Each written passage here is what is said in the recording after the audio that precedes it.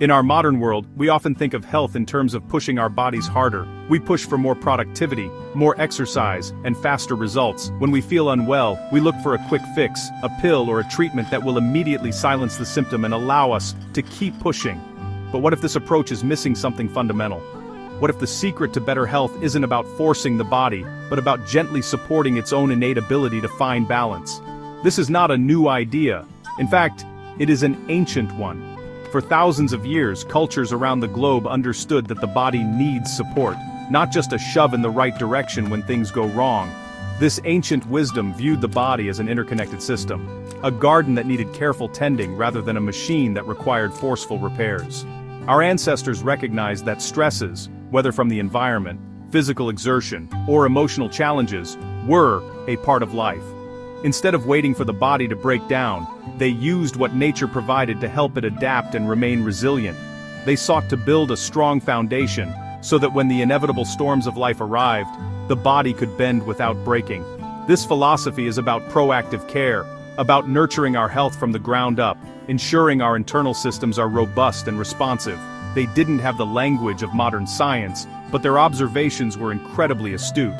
They saw how certain plants seemed to help people endure long, harsh winters, recover from illness more effectively, or maintain their vitality during periods of great physical demand. These weren't miracle cures that erased problems overnight. Instead, they were allies, substances that worked quietly in the background, helping the body's own defense and repair mechanisms to function optimally. This approach was holistic, acknowledging that the mind and body are intrinsically linked and that true wellness involves supporting the entire person, not just isolating and treating a single complaint. This contrasts sharply with our contemporary mindset. We have become accustomed to expecting instant gratification in all areas of our lives, and our health is no exception. A headache prompts us to reach for a painkiller. Fatigue has us reaching for a strong coffee. We are brilliant at crisis management, at swooping in with powerful interventions when things go seriously awry. But in focusing so heavily on these rapid, targeted solutions, we have perhaps forgotten the gentle, consistent art of building resilience. We have lost touch with the idea that supporting our body's foundation is the most powerful long-term strategy of all. So, what were these remarkable plants that our ancestors relied upon? We call them adaptogens. The name itself gives us a clue. They help the body adapt. Specifically, they help our bodies handle stress. Think of your body as having a stress response system, a bit like a thermostat. When a stressor appears, a looming deadline, a difficult conversation, or even intense physical exercise, this system kicks into gear. Hormones like cortisol and adrenaline are released, preparing you for fight or flight. This is perfectly normal and healthy in the short term. The problem in our modern lives is that the on switch is often stuck, leading to chronic stress. Adaptogens work by helping to modulate this very system.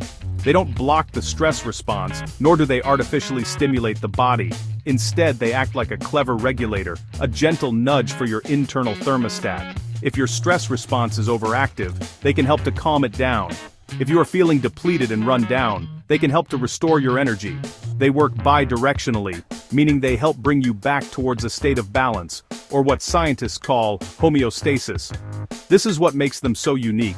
They don't force a specific action but support your body's own intelligent processes.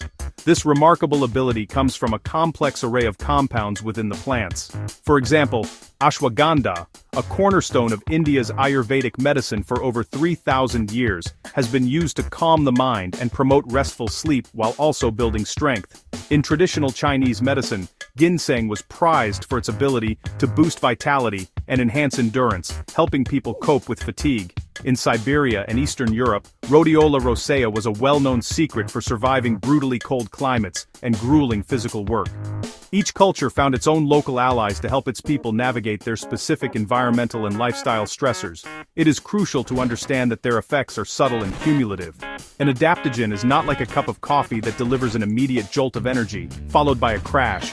You won't take ginseng one afternoon and suddenly feel like a superhero. The benefits of adaptogens unfold slowly, over weeks and months of consistent use. They are not treating a symptom, they are strengthening the underlying system. By taking them regularly, you are gradually improving your body's capacity to manage stress, so that when challenges arise, your response is more measured and less draining. If these plants were so beneficial and widely used for millennia, why did they fall out of favor in the Western world? The answer lies in the dramatic shift in medical thinking that occurred over the last couple of centuries. The rise of modern pharmacology brought about a new paradigm, one focused on identifying a specific problem and targeting it with a powerful single-action solution. This magic bullet approach was revolutionary. We discovered antibiotics that could kill specific bacteria and painkillers that could block specific pain pathways. The results were fast, measurable, and often life-saving. This new model was incredibly successful, and it shaped our expectations of what medicine should be. We began to look for treatments that worked like a light switch, on or off. A substance was judged by its ability to produce a strong, immediate, and easily observable effect. Adaptogens simply do not fit this model. Their action is slow, gentle, and non-specific. They don't cure a disease in the way an antibiotic cures an infection. Instead, they improve the overall resilience of the host. In a world increasingly focused on isolating variables and targeting single molecules, this holistic approach seemed unscientific and vague. As a result, these ancient botanicals were largely dismissed as folk remedies, relegated to the history books or the fringes of health. The focus shifted entirely to synthetic pharmaceuticals that could be patented, standardized, and prescribed for specific conditions. There is no doubt that this has led to incredible advances in treating acute illness and injury. However, this model is less effective when it comes to the chronic, low-grade, multifactorial health issues that are so prevalent today, many of which are driven by chronic stress. Our system became excellent at fixing what was broken, but less adept at preventing it from breaking in the first place. Furthermore, the knowledge of how to use these plants was traditionally passed down through generations. It was part of a cultural understanding of health and the local environment. As societies modernized and people moved away from rural, traditional lifestyles, this connection to nature and its remedies began to fade. The local herbalist was replaced by the pharmacy, and the slow wisdom of the plant world was overshadowed by the fast promises of the laboratory. We gained powerful new tools, but in the process, we lost a deep and valuable understanding of how to work in partnership with our own bodies. Now, the pendulum is beginning to swing back. In our hyper-connected, always-on world, we are facing a level of chronic stress that our ancestors could never have imagined. The constant stream of emails, notifications, and global news keeps our nervous systems in a perpetual state of high alert. We are sleeping less, worrying more, and feeling increasingly burnt out.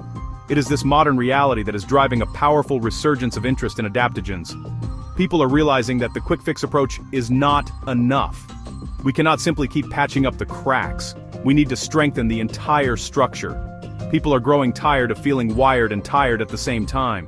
They are seeking ways to manage their energy and mood that don't come with the jitters of stimulants or the side effects of strong medications. Adaptogens offer an appealing alternative, a way to build resilience from within. Scientific research is also beginning to catch up with ancient wisdom, starting to explain the mechanisms by which these plants work.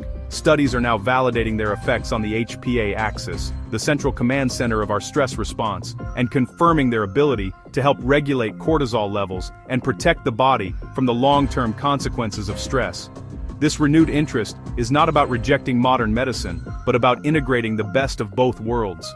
It is about recognizing that while powerful drugs are essential for acute crises, we also need tools to support our day-to-day wellness and prevent those crises from happening. Using adaptogens is a proactive step, a commitment to long-term health.